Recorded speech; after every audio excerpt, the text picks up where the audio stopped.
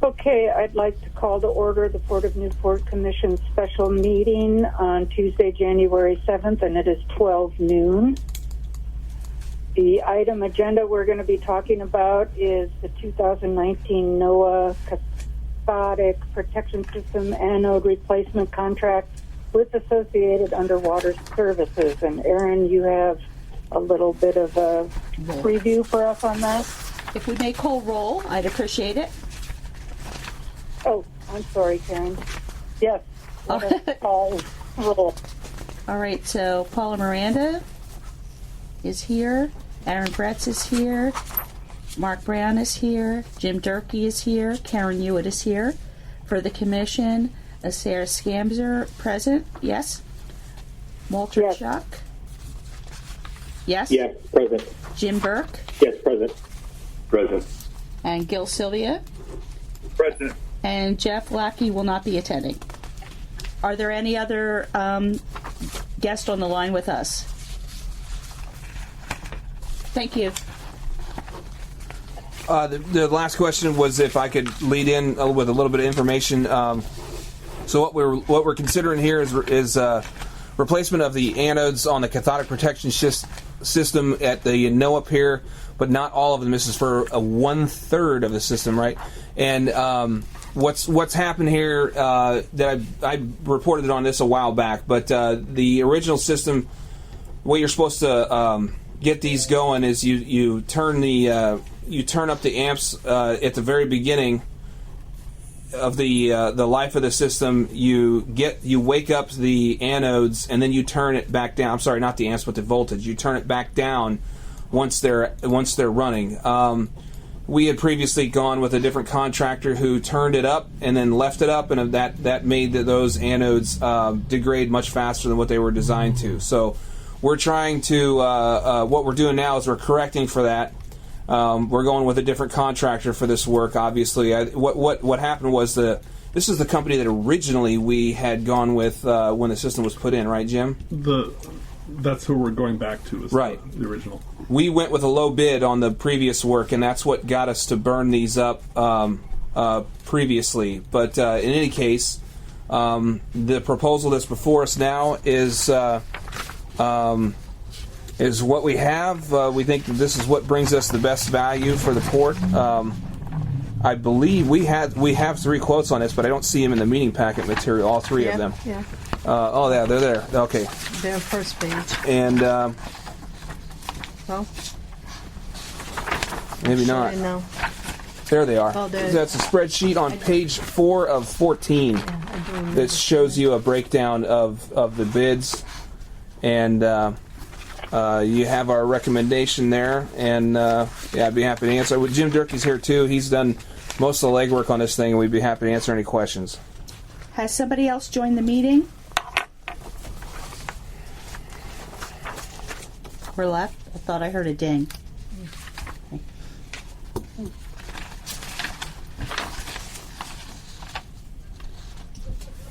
So I don't really have any questions on the cathodic thing. It's a shame that we didn't realize that they were turned down. Is there any monitoring stations in that you can see where, somebody forgot to turn something up or down on the system? So we've got a monitoring plan. I mean, I go through there every month and check the readings. There was no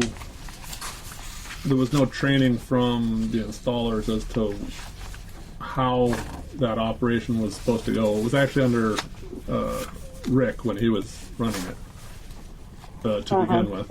But he had found another contractor. He thought Norton Corrosion was expensive in his opinion, and he'd gone through some other bids, and so we went with a different contractor to do the annual maintenance on the system.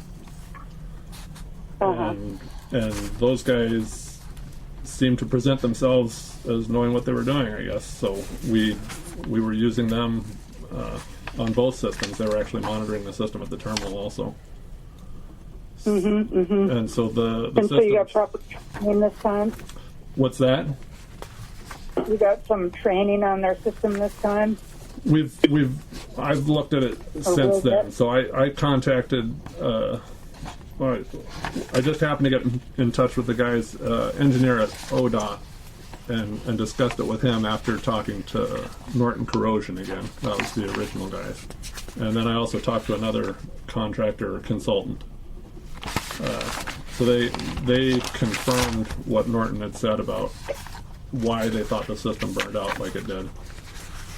And so we know that the system was supposed to be turned down, and I think we're going to go back to using Norton for our annuals, annual inspections. Well, it sounds like we know more, which is good. So I have no further questions. Any I have, comments? yeah, I have a question, Sarah. Yeah, This is Walter.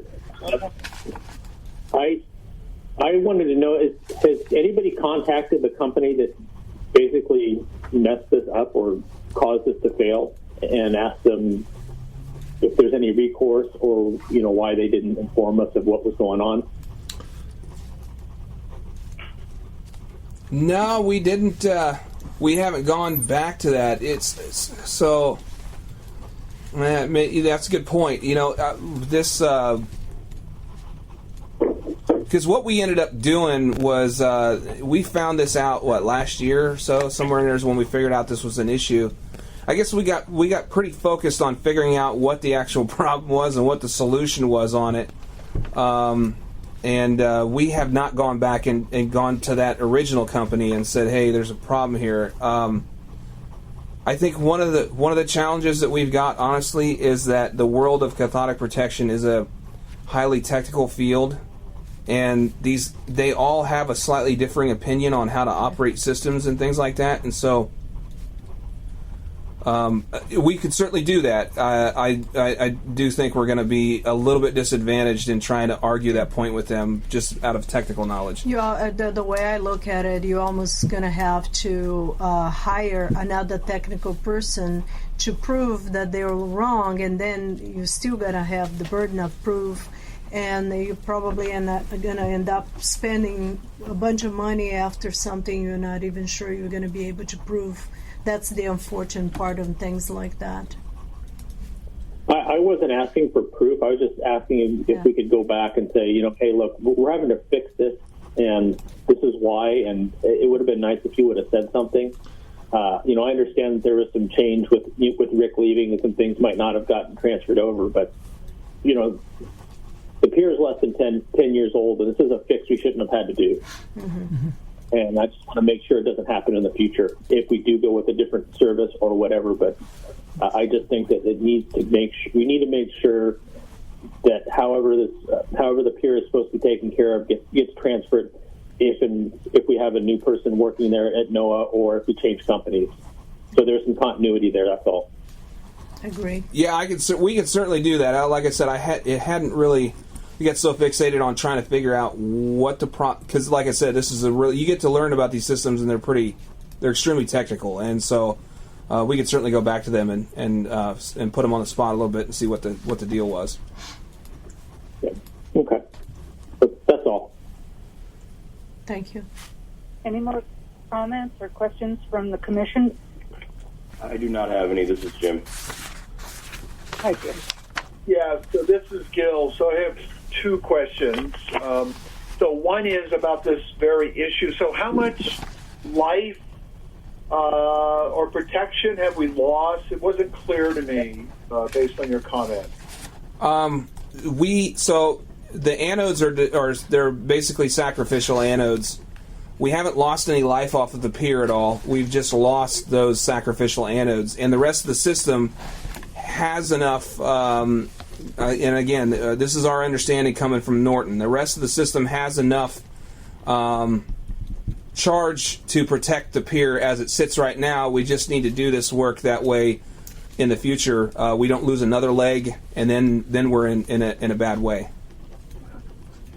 Okay, I guess maybe I'll try to so that's good. I'll just try to reword it. So how long should it have lasted Oh, okay. compared to its rapid deterioration? they're probably going to vary. I mean, everything's going to vary from site to site, but from what I understand, they could last 20 to 30 years. Those anodes, if they'd been maintained properly. So that's so considerably longer. Yes. Okay. I wanna, if I could, just so you know, the east zone is also showing signs of deterioration. So the center zone is the only zone that is at full function right now. It is protecting the entire pier right now. So then with the repair, with the repairs, then you would expect, if properly managed, to protect for the next 10 to 20 years. Correct? So am I hearing you correct? Yes, and we are, like I said, I think we're probably going to have to replace the east zone in the next couple And you have of to years. replace the east zone. Okay. Yeah. But with those replacements, you would have full protection expectation of another 20 years. Correct? Yes. Okay. The other question is, in looking at the bids, I'm just curious about the fact that for the bid that you're suggesting we go with, the Associated Underwater Services, Inc., their dive crew installation was much smaller than the other two bidders. Is there a reason for that? So when you look at the breakdown of all three of them, they sort of had costs go into different places. I was concerned initially with just going with the cheapest bidder, but talking to Norton Corrosion, this company has installed these systems before. They're very familiar with them, and they were happy with the work that they had done in a couple of other spots. So, Okay, so yeah, yes. It's just so when you get wide variation in bids, you're trying to figure out why. Right. So, what is that telling you? Is it that they're more experienced? Is that why, and therefore their costs? yeah, if you look at their time, their estimated time was a lot lower than the other guys. They were looking at like 3 days of work as opposed to 5. Yeah, exactly. And their rates seem to be a little lower per day rates on Right. quite a few things as well. And you just they're- want to make sure that at least you understand why that is. Right. And if it's experience, because they do a lot of this work, they can have their costs lower, that may make sense. Right. Okay. So you think that's the case? Yes. Okay. All right. Thank you. Any more comments, questions? No. Okay, we have a recommendation to approve the contract for the NOAA Cathodic Protection System anode replacement associated underwater services in the amount of $42,210. Does anyone have, are we all in favor of that, a consensus of approving this then? Or do we need a vote? Yes, we need a vote. Do we need a motion? Yes, please. Okay, I am entertaining a motion on the recommendation here. This is Jim. I can make a motion for the approval of a contract for NOAA Cathodic Protection System anode replacement with Associated Underwater Services in the amount of $42,210. Second? I'll second that. This is Gil. Okay. All those in favor? Aye. Aye. Opposed? I hear nothing. So on to the next agenda item. We have time for public comment, 3-minute limit per person. Any public on the line? I don't hear of anybody on the line. So I guess I am adjourning this meeting on Tuesday, January 7th at 12:15 p.m. So can I ask, while we have everyone, as a relatively new commissioner, can I ask a question? Sure. The reason we're approving this in terms of this expense, is this about a certain amount of money and commissioners have to approve it because it's above a certain level? To make sure I understand. Yeah, so Gil, I have an authority of approving anything below $6,500. Anything beyond that, even if it's on the budget, still needs to go in front of the commission. It does. $6,500. Okay. Yeah. Thanks. Thank you. Which, quite frankly, I would like to eventually ask that to be raised to at least 10,000, because that's the norm for a lot of other ports. But we'll talk about that later. Yeah, that'd be great. Look forward to that conversation. Okay, thanks. Thank you. All right, good question. And if there's no further things to yap about while we're together, I'm ready to leave the premises. So, All right.